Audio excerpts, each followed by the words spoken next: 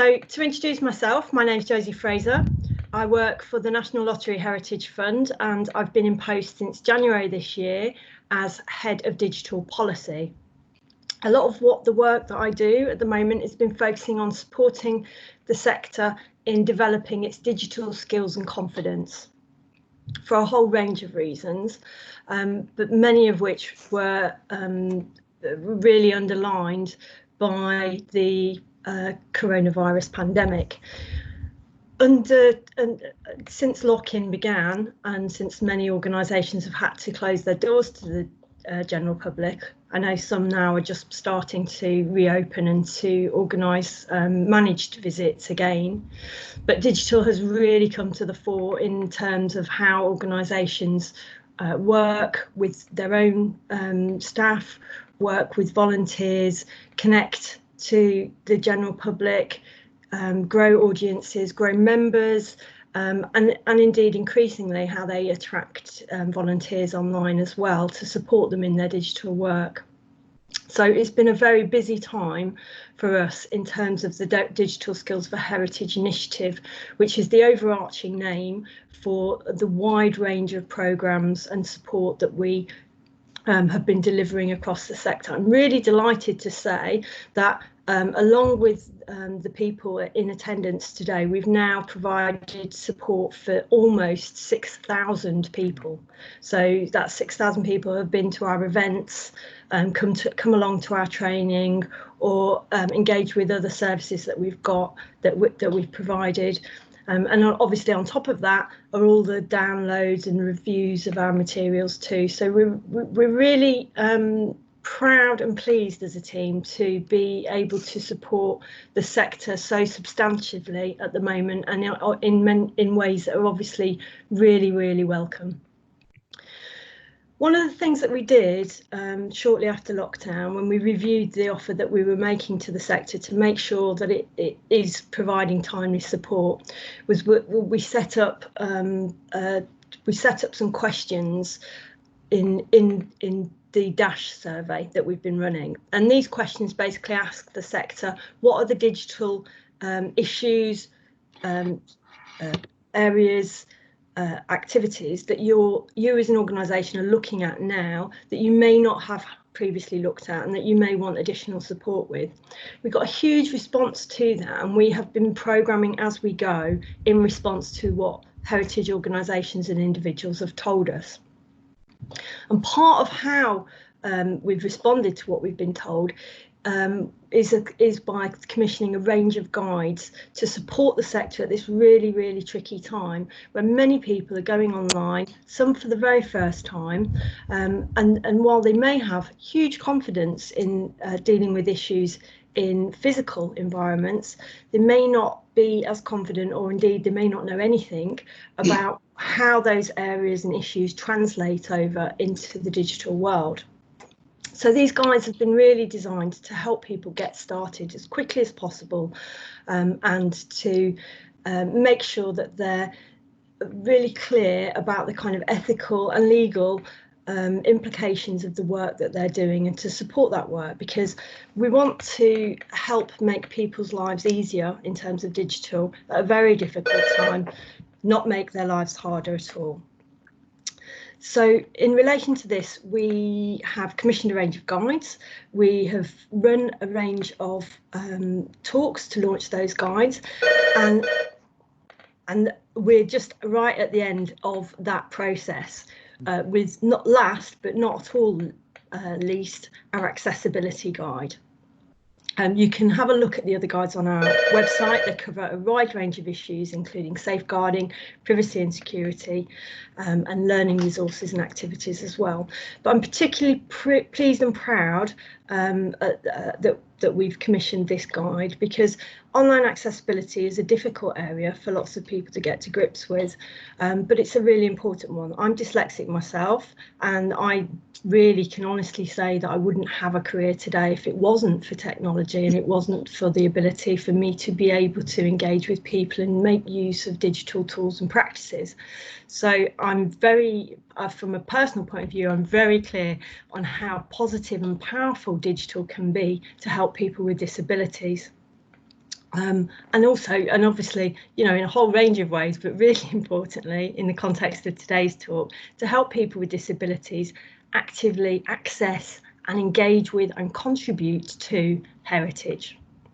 So really pleased and delighted to have Alistair here today to talk us through the new guide and also to answer all of the questions that you might have on your mind at the moment and that you may have already added to our Padlet board. So I will stop there and hand over to Alistair. Thanks very much, Alistair. Okay. Thank you very much. And can I just double check that everybody can see the screen? That's all visible. Yeah, great. So one of the things I'm very aware of is that digital accessibility is often perceived as something really complicated, something really technical, something quite nerdy and hard to understand. So I want to start just by taking us right back to basics, and I'm going to define digital accessibility using a car. What does a car look like? Well, what a car looks like depends on who you are and where you sit in the process of making and driving cars. So to an engineer, that's what a car looks like. It looks like a bunch of cogs and belts and valves and all sorts of things. But to a driver, actually, I'm much more interested in that right-hand picture. I'm interested in other controls in easy reach. Can I make the seat go up and down? Can I recline it? Can I make the mirrors adjust easily? And that's actually quite a nice way of looking at digital accessibility, because on the one hand, if you look at it from that engineer perspective, then on the left-hand side of the screen here, we've got a screenshot of lots and lots of, I think it's 50 odd checkpoints for the AA compliance. And half those checkpoints have words that ordinary people don't even understand. And I've been in this field for a long time, but I'm not from a technical background. And I look at some of these and I know what most of them mean in generic ways, but in terms of knowing what that means in terms of code, haven't got a clue. So we've got to kind of understand that that's only an aspect of web accessibility, because like the car, what goes on in the engine is important, but the user experience is also important. The two are not unrelated, but you as an organization or you as an individual within an organization, sometimes you're going to have more control over the valves, but actually most of you will have more control over the seating adjustment and how you move the mirrors around. So we need to understand that digital accessibility is very context driven, and you need to be working out what you can do within your role with your resources and what are the parameters within which you can make a difference to your end users. So that kind of car end, you know, you've got the 50 checkpoints from the Web Content Accessibility Guidelines. There's a link there on the presentation if you really want, if you're into self-mortification and you want to scare yourself. On the other hand, there's a basic checklist with 38 checkpoints and 5 additional ones for PDFs. That's a more friendly starting point. And the Government Digital Services, who I've worked quite closely with as part of a digital accessibility working group, there is no doubt that they understand that there's a massive difference between, you know, a Hampshire County Council website and a parish council website or a heritage website that's, you know, got lots of public sector funding, but that's only because it's a very small project, and so giving them 10 quid actually represented 70% of their funding. So there's an understanding that this is context related. So the Government Digital Services themselves have created a basic checklist for people to work through. So let's just have a look from the perspective of the end user. What does good accessibility look like? Because if you know that, that's one of the ways you can kind of tweak your own website, have a look at it and see. So I've created a very simple sample page here. And in fact, if you look at the guide does all these sort of lovely things. I was saying to Josie earlier, the guide is a nice example of an accessible page. But I created something that looked a bit heritage-like. And so there's what it looks like in its raw glory. And this is the driver perspective, as it were, of a website. So what can I do if I've created a nicely accessible website or web page? Well, the first thing I can do is I could navigate to any part of it, because these headings where it says on the original, it says wildlife, impacts, construction phrase, background, etc. All of those have been put in not as, oh, let's make this 20-point Verdana bold underlined. I could have done that, but I haven't. What I've done is I've put it in as main heading, subheading, heading 1, heading 2, heading 3. Now, depending on the web content editor you've got, that might be described as main heading, subheading, or you might have H1, H2, H3. The point is, if I use proper heading styles, then any disabled user, somebody who's dyslexic, somebody who's using a screen reader user, so somebody who's completely blind, who doesn't want to read from word for word at the top and then line by line to the bottom, they want to skip to the bit they need. Those headings, because of the way they've been put in, they can be extracted. So there's a little tool called Headings Map plugin for browsers like Firefox and Chrome, and that will just pull out those headings. So you can see on my image there, I can instantly look down, and without having to read the entire page, I can just click, and it's logical. The headings and the subheadings nest together beautifully. That's a really nice start. But a different kind of user might say, actually, I'm not so interested in the headings.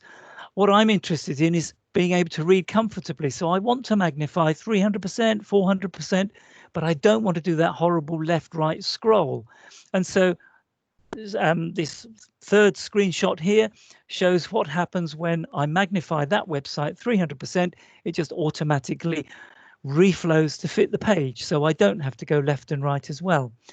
But that's not the end of it, because if I construct a simple accessible web page, I can tweak the colors. There's a whole range of different plugins I could use, as well as inbuilt browser themes and browser functionality. The first one on the top left here, that's the same page using the high contrast plugin. So for some people, that would be a lot easier to read.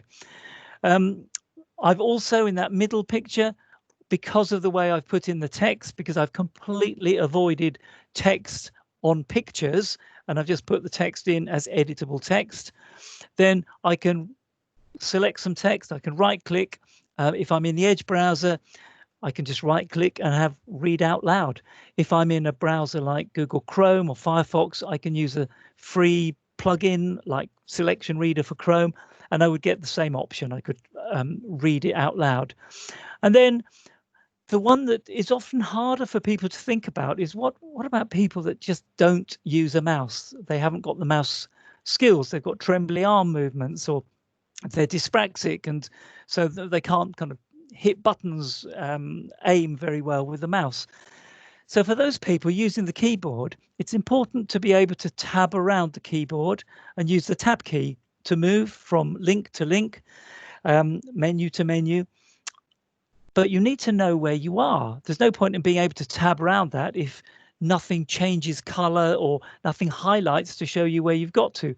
And on this one, on the third image here, you can see that where it says global outlook for wetlands, that's got this black bar around it. That's because as I tab around that page, it highlights where I've got to. The other thing you'll notice from there, which is excellent for blind users in particular, but actually for all users, there's nothing that says click here, download. Despite the fact that actually there are some click here words there, you notice that the hyperlink is not on click here. The hyperlink is on meaningful, unique text. Why that's important is because, well, it's important for everybody, because when you're skimming down a document like this, looking for onward hyperlinks, you don't want to have your eye caught on the click here and then read back to the beginning of the sentence to find out what you clicked here for. Even more important, a blind user doesn't want to read the whole page in order to find where the onward links are. They've got special features within their screen readers where they can just pull up a list of links on a page. And if they pulled up a list of links on this page, they would hear the links read out. It would say Coastal Issues Report, Global Outlook for Wetlands, other Ramsar sites in England.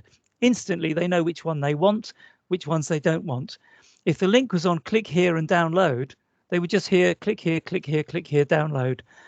And that would be incredibly frustrating because the feature that allows them to skim read a page would have been totally undermined just by a little bit of poor practice. So those are some things that are important for digital accessibility. That's what it looks like in a web page. What about in a document? Well, again, the left-hand view is almost the view within the engine. You know, what are the bits that go on to make accessibility? But actually, for very, very few practices that you could be taught in probably 15 minutes, all your Word documents would be able to be navigated by a user, again, using the heading style trick that I talked about with web pages. Do the same in a Word document. I can pull up a navigation pane. I can click on any part and instantly get there. And equally, using the immersive reader in the later versions of Word, I can have it read out to me. That highlighted block is the one that's currently the word that's currently reading. I can change the colors, I can change the line spacing, I can change the word spacing. I can have massive personalization. So I could have 30 people looking at that document and every one of them seeing it a different way. Those are the kinds of things that probably many of you wouldn't necessarily know you could already do with Word, and your users would probably know even less. So it's a fantastic opportunity when you write accessibility statements to give people some of the hints and tips that would allow them to have brilliant experiences of your content. Some of you will be using PowerPoints potentially, not necessarily on the web page, but maybe if you're doing presentations to groups, you're presenting online, people want to download it afterwards. So when you download this PowerPoint afterwards, one of the things you'll find is that there's notes in the notes field under every single page, because that way somebody that kind of can't see that page, for example, or there's a massive big image there and they don't know what the image is about, they can just read the notes field underneath it. And it's also 2 clicks to export from a PowerPoint to handouts, where all those notes fields get just squirted into a Word document. So again, it just gives flexibility and it gives clarity and helps people understand what they're looking at. This next one won't apply to many people, so I won't spend a lot of time, but if you do have interactivities on your website, which can be a great way of pulling people in, just check whether they work if you can't use a mouse. Can you tab around? And on this example, this is one that does work very nicely. Xerti Toolkits is a free open source suite of content creation tools. And with that, I can tab to the word fiddle. I can then tab through stringed instruments, woodwind, brass, percussion. And I can, as I hear each one, or as I look at each one as I move through it, depending on what technology I'm using, I can then just press spacebar to drop it in the appropriate category and then tab on round to check answers later. So think about the tools you use. If you use interactivities, do have a go at using them without a mouse, because it's not 100% kind of cognate to what a disabled user would experience or a blind user, but it probably gives you a kind of 80%, maybe 70% reliable indication of whether a blind person may be able to use the interactivity or not. With videos, obviously, the thing about videos is if you can't hear the narration, you are losing out. And so you can use very simple tools from YouTube. Will automatically, there's a function in YouTube to automatically do captions using automated speech recognition. That's what this is using. And you can also edit them. So what I do with videos, I upload a video to YouTube. I look at the automated speech recognition. I find the 5% of errors that it's made. I just manually correct them. And it's actually not an onerous task. What it does, though, is it means not just deaf people are brought in, but actually anybody that's in an environment where it's hard for them to read, hard for them to have the audio going. In some cases, it might be that there needs to be a description that would be suitable for a blind person. So if there's no narration and there's plenty of videos with a bit of music in the background, and it shows, you know, how this amazing heritage thing looked like 200 years ago, and it might be all music in the background and virtually no narration, just a few bits come up on the screen, a few paragraphs, sentences. Well, how would a blind person deal with that? So you might think just about, okay, here's a summary of the key information, and that might just be a couple of paragraphs. So we're not talking about things being ridiculously difficult to do. The legal background to this is kind of quite interesting, because in terms of services, there's been 25 years worth of the Disability Discrimination Act, that you should not discriminate against somebody as a by virtue of their disability. That focuses on individual disabled people and making a reasonable adjustment. But the current legislation, which builds on top of that, doesn't replace it, it kind of augments it. This current legislation is very much about the digital accessibility, and it shifts the focus. It's no longer the disabled person that has to come to you and say, I've got a problem, and you then can say, well, we may or may not fix it depending on whether it's reasonable. This takes a different approach, and it recognises the organisational responsibility to remove barriers at source and to meet a minimum accessibility requirement. That actually flips things around very substantially, because it's now saying we as an organisation know that it's not reasonable to knowingly create inaccessible content. We're trying to do something about it. Now, what you can do, the extent to which you can do it, will vary depending on your context, and we'll deal more of that later. But that is a paradigm shift. The first paradigm still applies. The Disability Discrimination Act has been absorbed into the Equality Act in 2010. So if somebody comes to you and they say, I can't do this, I can't do that, whether it's in a physical space or an online space, there is still the ability for you to kind of negotiate with them and say, okay, well, what we do, how about, give us a phone call next Thursday and we'll talk you through the content of that video.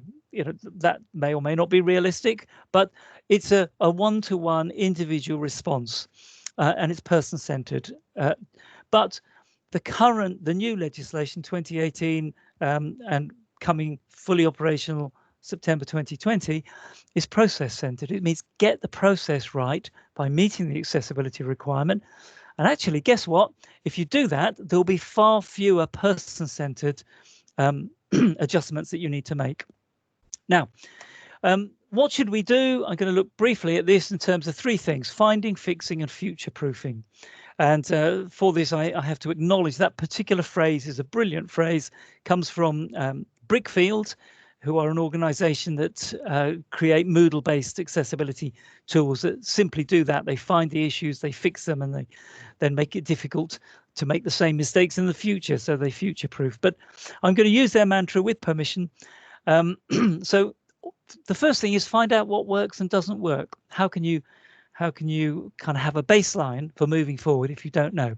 So the obvious starting point is to audit with automated tools.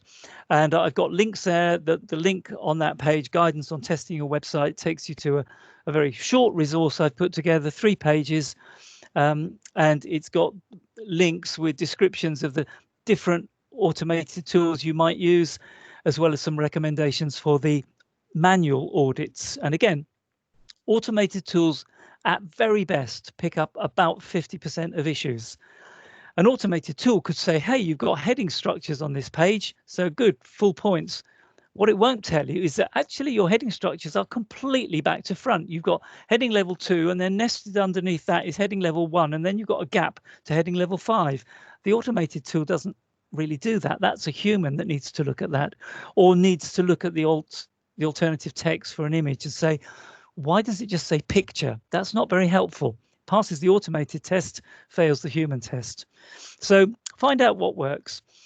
In terms of fixing, the starting point is just consider what you could do with a more accessible template or platform.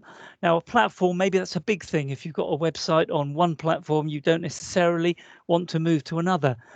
But it might be as simple as updating. You've got a really old Google Sites and you've never clicked that button that says update to the new Google Sites. That might make a 50% increase in your accessibility. It might be that your WordPress template, which you've chosen because it looked cool and it had a nice grey background, it might be that if you search WordPress for a more accessible template, and I've got a link to a blog on that resource that I pointed you to a minute ago on accessible WordPress templates, it might be that that just solves, again, 50% of your issues just by having a different template. In terms of remediation, then you will find different things and you need to think through priorities. And some of the things to kind of weigh up are some issues are high impact but won't affect many people. How does that compare in the grand scheme of things to something that's lower impact? Maybe your contrasts are quite difficult to see and they don't pass the web content accessibility guideline tests. Now, that could be on every single page of your website, and it could affect loads and loads of people having to squint to read, but maybe it's not a game changer in the way that somebody trying to fill in a form to express interest in supporting you, but they can't access it with their screen reader. So there are those kind of impact versus frequency issues that you need to take into account when planning a roadmap and also planning your resourcing. What can I do to improve? Where do I start? And something that's very important in the legislation and in the accessibility statement is this bit, disproportionate burden. There are things you can say if you're kind of one woman and her dog running a website on the basis of a GCSE in IT skills obtained 10 years ago, then there's going to be things that are just a disproportionate burden because you haven't got the funding for the training, or you haven't got the funding to get somebody to do some high-end code stuff in the background. Now, that's fine. That is understood, but it needs to be evidenced. There have been lots of freedom of information requests against all sorts of organisations saying, you've said this is disproportionate burden. What is your evidence? If you've got the evidence and you can say, well, we approached a developer, they said this was going to be £2,500. Our annual budget is £3,500. Well, that's a disproportionate burden. There's no arguing, but do have the evidence. And then the final bit is the accessibility statements area. So we'll look at that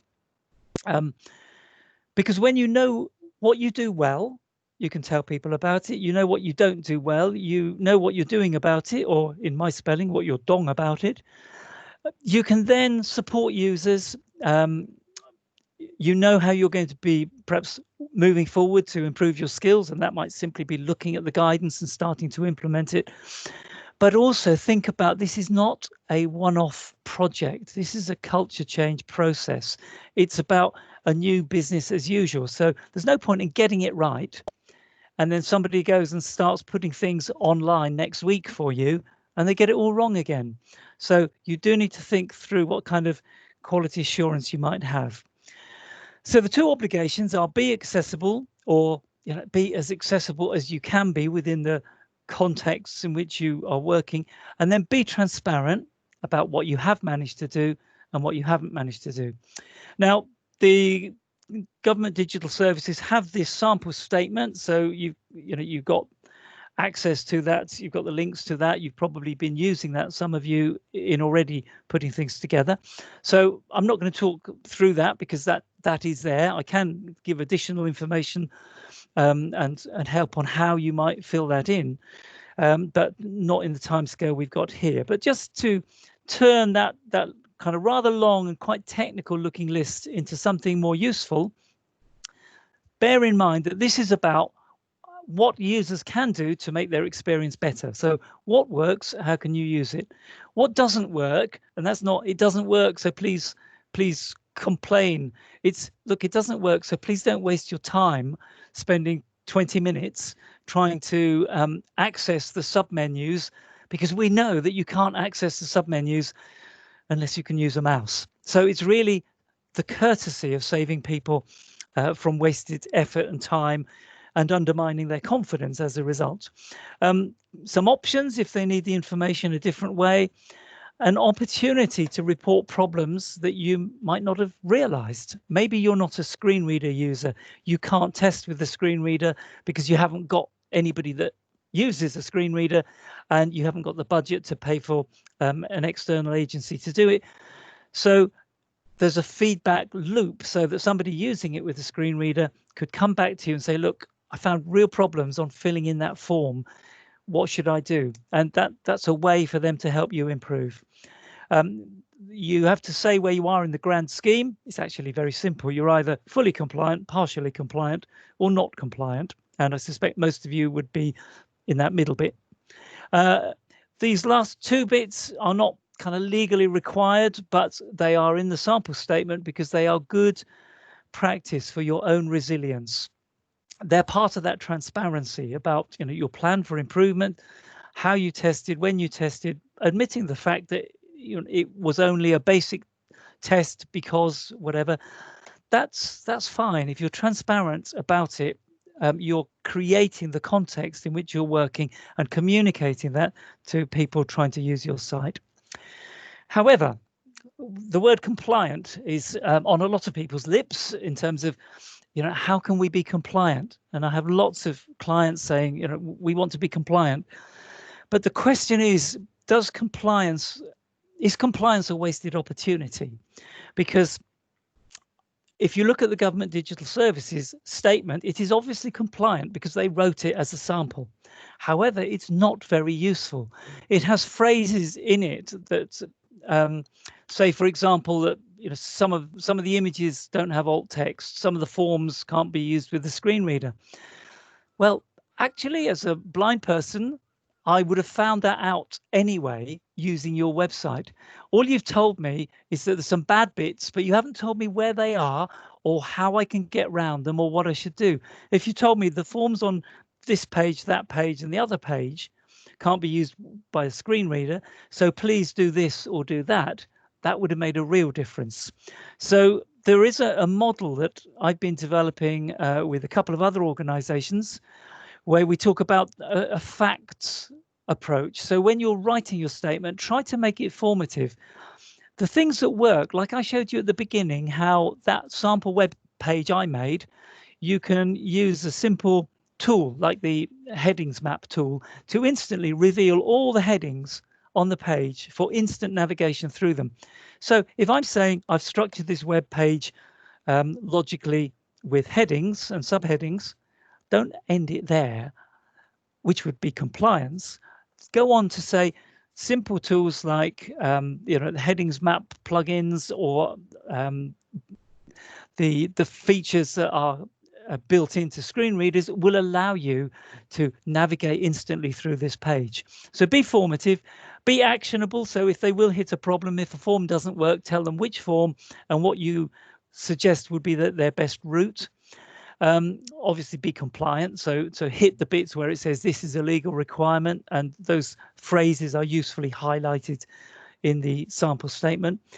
Be transparent, you know, clearly state, you know, if you've got a massive web page and you could only sample the most popular hits, the 10 most popular pages, but you did those in lots of detail, well, say that. So be transparent, be clear, be honest, and be supportive. Don't just say email us, but give an indication of response times. Or if somebody doesn't want to email you because their written English is absolutely terrible, they would like to phone you, you know, try to have perhaps alternatives. So be supportive.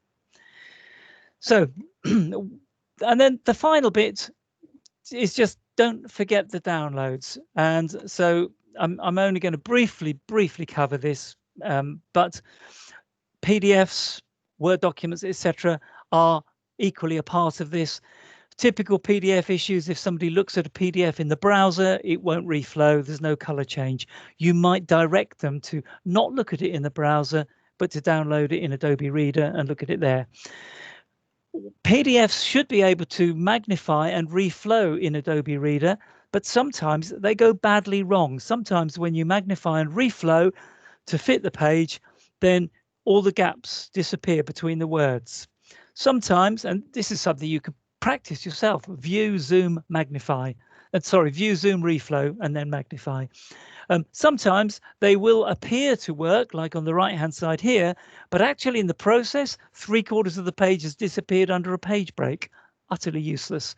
Sometimes the reading order, often the reading order is unpredictable. Try selecting that text from just above and below a page break and see whether or not the middle of the sentence suddenly reads out the header and the footer.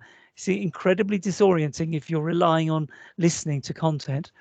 And even when they work, lots of people have no idea. I surveyed a large number of universities a year ago because people were asking, how do we make sure our PDFs are more accessible? So I asked them what they knew about testing accessibility. And these were the people responsible for the job. And less than 50% of people were confident in doing most of the accessibility, the simple accessibility checks. Final slide. What to look out for? What's the kind of final slide? There's another one, but look out for different things depending on whether you're at the engine part or you've got access to the engine part, or whether it's just the driver's seat. If it's only the driver's seat you influence, then from top to bottom, from easy to hard, that's a list of recommended things to look at. You can easily look at that again on the slides afterwards, so don't worry about writing it all down. If you have access to the back end, or you have good people that could help you get to the back end, those are the sorts of things they're responsible for. Again, starting from the easy things to the hard. Common errors to avoid: don't just rely on automatic checkers. Don't rely on people that say, oh, we code to level AA WCAG 2.1, because I've audited many websites at that level where people told me they code and they've been full of problems. Don't antagonize good people. If you've got some volunteer doing this with the best of their ability and they haven't got a clue about it, and your website's full of errors, be gentle with them. If nobody's taught them anything, how can they possibly be expected to know about it? So, get people on your side. Don't be so rigid you have unintended consequences and people say, okay, we're never going to do any videos because it's too complicated. Don't be so lax nothing changes. Don't focus only on disabled people. Accessibility makes it better for everyone. And above all, don't focus just on a subset and say this has just got to, we've got to make this, everything's got to have captions on every video. They've got to be human captions because that's good for deaf people. If as a result of that, nobody puts videos up and all your dyslexic people suffer because they've only got text instead of videos. Final thoughts: start somewhere. It doesn't matter where you start somewhere. Document your progress. That could be important if ever there was a kind of worst case scenario with some legal challenge. Document your progress. That will be important. Read the guide, write an accessibility statement, and start to make new habits. And now it's back to Josie. Or Harriet. Me. No worries. Do you want to pull the to remove the slide for a minute, and we'll go to the you and Josie's cameras. I've got the Padlet open and I'll pick out some of the questions and ask those. The first one is just a very quick question, as you were talking there, about how you extract the PowerPoint slide notes into a Word document. Okay, yeah, it's very easy. So I could even show it if I was sharing my screen, but I can talk you through it. It's 3 clicks, I think. File, export, create handouts. There's 1, 2, 3, create handouts.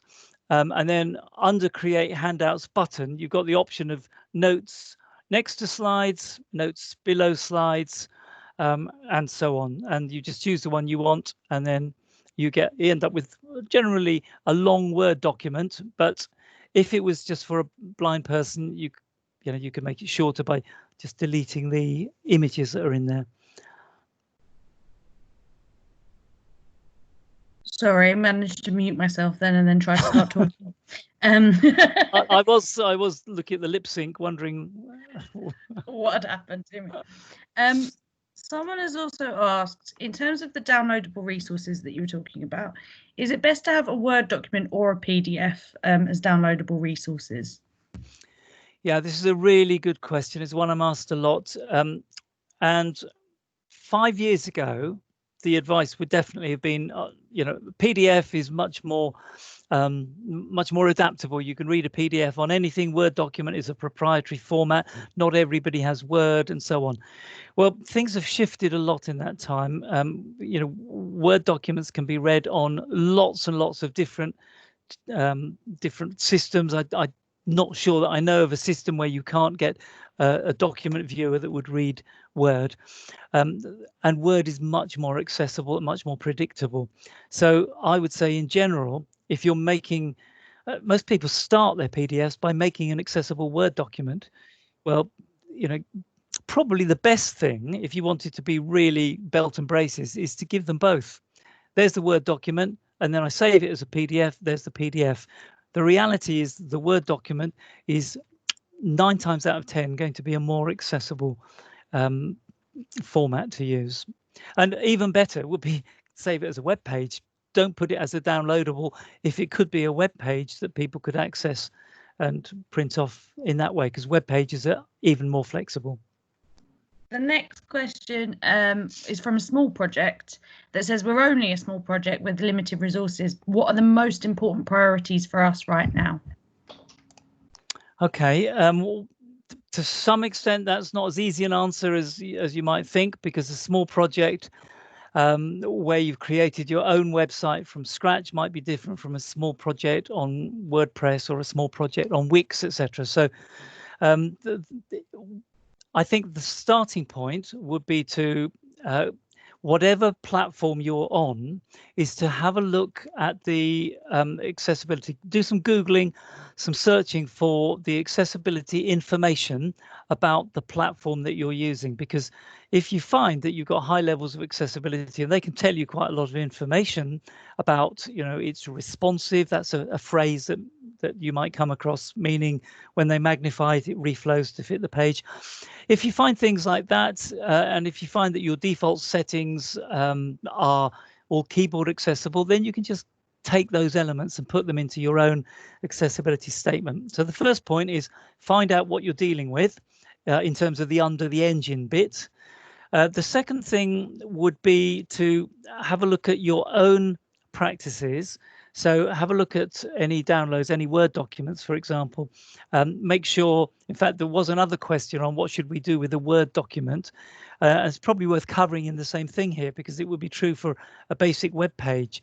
That, for me, the priorities would be, once you've covered the under the hood bit, and you've checked what does and doesn't work there, then cover your own practices. And in terms of your own practices, whenever you're creating a resource, a text-based resource, make sure you use the heading styles, heading, subheading, heading 1, heading 2, however it's described in your editor. Secondly, hyperlinks. Make sure, go through your site, make sure that nothing says click here. It's very easy. All you do is the bit that says click here. Normally it says click here to download the information pack. Well, just shift the text, the hyperlink, from being on click here to being on download the information pack. That would be more useful. So hyperlinks is number 2. Number 3 would be make sure images are marked up as either having an alternative text. When you put in an image, it will have the option to put in a description. Put that description in, unless it's pure eye candy type image where it's just there for fun, in which case see if you can mark it decorative or put in the alt text, the little description bit. You could always try putting open quotes, close quotes, which then just reads out the silence between the quotes. So you could try that.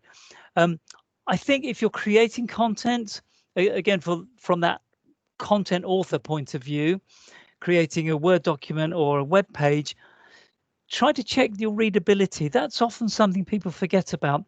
Word has readability stats built into it. They're not normally switched on by default, but look at the readability stats, because if you're trying to hit people, you're trying to hit people where English might be their second language, and yet you're writing at an age of like a college leaver level. That's not going to help.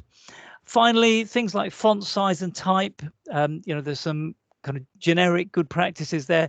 Making it font size 12 at least is helpful. Not utterly essential because people can magnify, but it is a helpful starting point. Sans serif fonts online, and lastly, use the accessibility checker. So I think that would apply wherever you are content making. Fab, thank you. The next one I've got, I'm going to come to Josie with this one first, and then to you, Alistair. And it's a question that says, is it always worth making it accessible? I don't think disabled people would be interested in our project, so what is the value in making it more accessible? That's a great question. I think that you don't always know who has a disability and who doesn't have a disability. So you don't always know that people that have disabilities are not going to be interested in your project.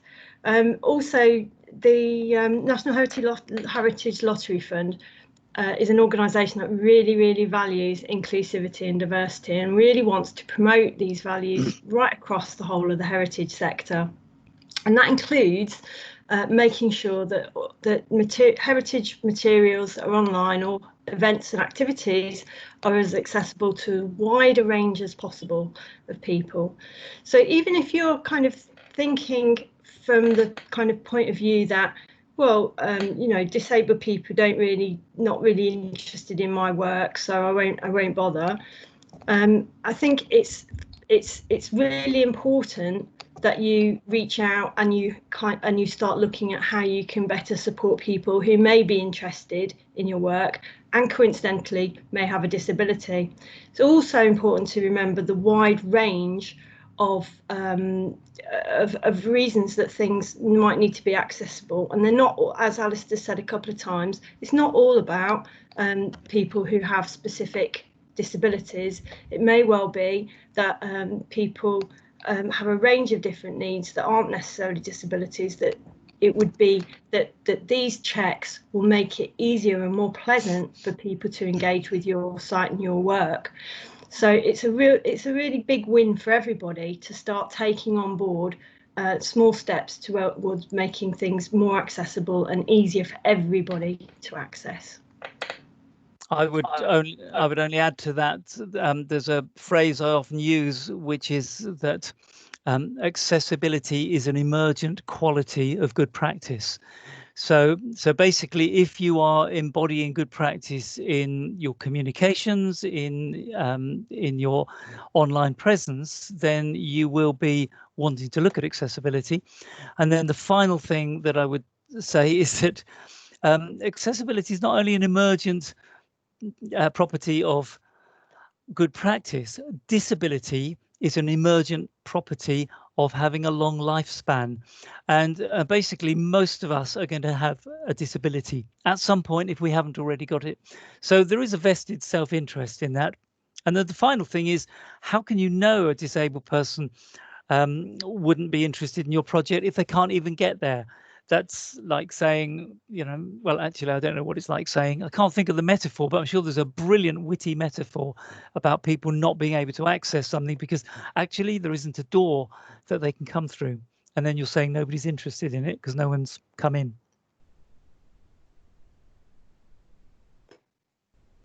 Oops, sorry, my computer's being a bit slow. Thank you for that. The next question we have is, I know you've already touched on this throughout, but just if you have any recommendations for using specific software or programs to create accessible documents, if you have like a handful that you think people would be good starters for their journey on accessibility. I think one of the things to bear in mind is that the more mainstream tools are really getting up to speed with accessibility. So Microsoft is a lot more accessible now than it would have been 5 years ago. Google Docs, even Google Docs, they've got text-to-speech built into them now. There's Dictate available in both Google Docs and in Microsoft, etc. For your perspective, putting content together.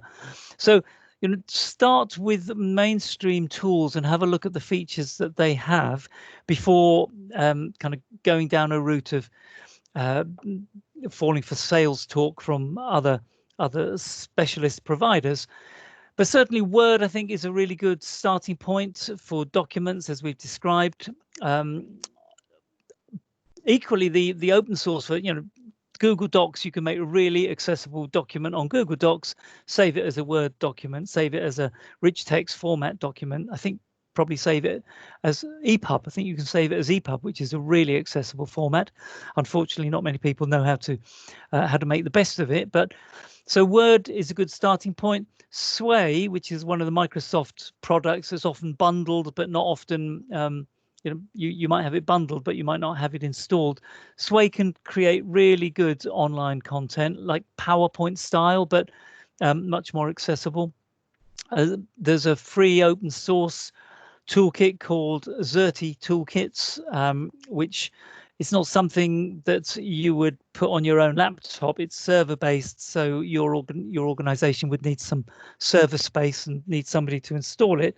But that makes some really nice accessible content. And then tools like H5P for interactivities. Not all of that is fully accessible, but a lot of the interactivities you can do with H5P are accessible.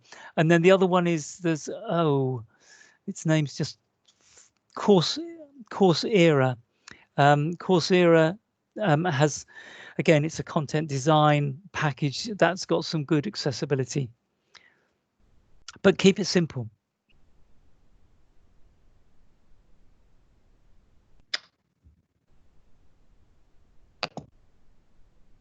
Are you with us still? Sorry, my mute for some reason was sticking there. The next question. Sorry, Josie, do you want to add anything to that, or? Oh, yes, we'll move on. Yes, sorry, I was just trying to unmute as well. It's getting a bit sticky now, so we might have to end quite soon, just through sheer inaccessibility, ironically enough. In terms of kind of starting points, obviously it's really easy to feel overwhelmed by all of this. It is a complex field. There's lots and lots of things that can be done. So my first advice is stay calm. There are simple little things that you can get into the habit of doing, establishing really good practice habits around things like just using alt tags that you can just get into doing in your day-to-day life. So whenever I post a tweet on Twitter, for example, I always try and remember to fill in the alt tag information on that to make somebody else's life a little bit easier. And it's a good thing just to establish healthy habits. If you're right at the beginning of that journey, the thing that I'd obviously recommend is Alistair's blog post. I've posted the link to the chat room, and Alistair's blog post for us outlines the kinds of issues that he identified when he was researching the guide, and also gives some top tips, which are great little ways of getting started. And then your next stop should obviously be the guide. So Alistair's done a tremendous job in trying to make people's lives a lot easier for you and trying to give you a really good, concise overview of the kind of key issues and areas that you need to be aware of, and really good links to additional information to follow those up with. So it's a really nice place to get started, and Alistair's put in a huge amount of work to make that as simple as possible for you and as accessible as possible for everybody too. And if you are looking at the guide, one of the things that you'll find is that we've tried to keep it real plain English. And so although we can't take you under the bonnet and tell you all about the Web Content Accessibility Guideline 2.1 AA number 3.4.7, we've not gone anywhere near that. What we've done is we've taken it from a user experience. These are the things that impact on users. These are the bits that you can do without being a technical expert. So hopefully for most of you and the volunteers that work with you, it's something where you can make that start. begin that journey, begin that culture change, and make everything better for everybody, just starting that journey wherever you are. We'll have one very last question and then we'll wrap up. Someone has posted about transferring from Expression Engine to a new platform and new template. Should the accessibility be checked and cleaned up prior to the transfer, or should this be done automatically during the transfer? I have no idea. Oh, no.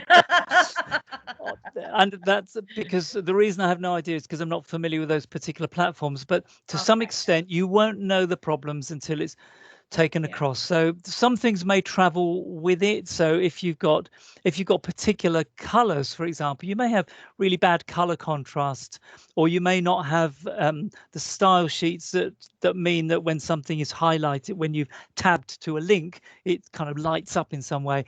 It might be that won't be a problem when it transfers across, because there's a different set of style sheets which will automatically apply that. On the other hand, some things might be more kind of hard coded in that you might have put in there something that your main text was going to be bright pink against a green background, in which case, if that's hard coded in there, that will be a problem. So my advice, and I'm not a web developer, but my kind of probably common sense advice would be move it across, see what the problems are, and then fix them in situ. I'll jump in there quickly. Yep. As again, a non-technical person, but if you're the person that's responsible for doing this, there are lots and lots of people out there who will have had the same kinds of issues, who have gone through the same things and have been thinking about the same kinds of, in fact, the same platform transfers. So Google is your friend in this instance. Do some Googling, see what comes up around people transferring to those platforms, and see what conversations people have been actually having online. There's also, if you're the kind of person that needs to up their skills in that much more kind of technical way in relation to accessibility, there's also kind of lots of user groups and forums and things that you can connect to through social media, through user groups online, and it might be worth you making friends with those people. And then, obviously that they're really great places to ask more niche questions about as well. And there's a lot of people really willing to support people. Is the great thing about the web, is that we can get connected across quite specific areas and we can help each other out. So I think we'll wrap up there, as we're just about to hit time. But thank you so much, Alistair, and thank you, Josie, as well, for your questions and answers. Sorry, and just a reminder as well that I'll post the link to the guide in the chat when this is finished. But thank you very much.